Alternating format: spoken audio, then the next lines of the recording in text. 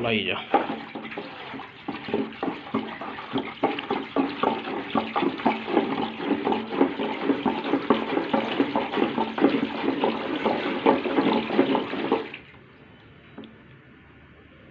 इसको मुसलसल हिलाना है ताकि ये जल्द आपका तैयार हो जाए, और जितनी इसकी मिक्सिंग अच्छी होगी उतना आपका माल अच्छा बनेगा।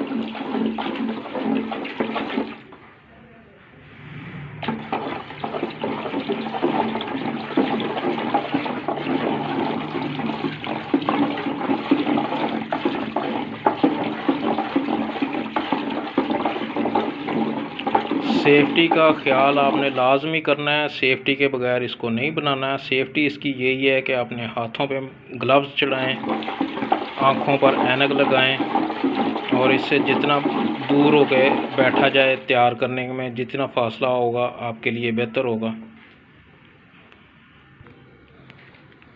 अच्छा जी, ये हमने पानी से निकाल दिया है। ये देखें, इसको बिल्कुल इजीली हाथ लग रहा है मेरा।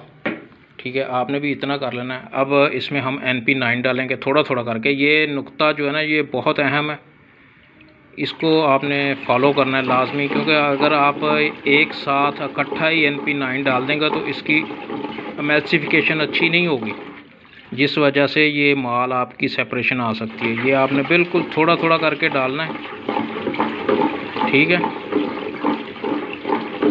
और इसको साथ साथ मिक्स करते जाना है। एक बार फिर आपको बता दूं कि NP9 आपने एक साथ नहीं डालना, ठीक है जी।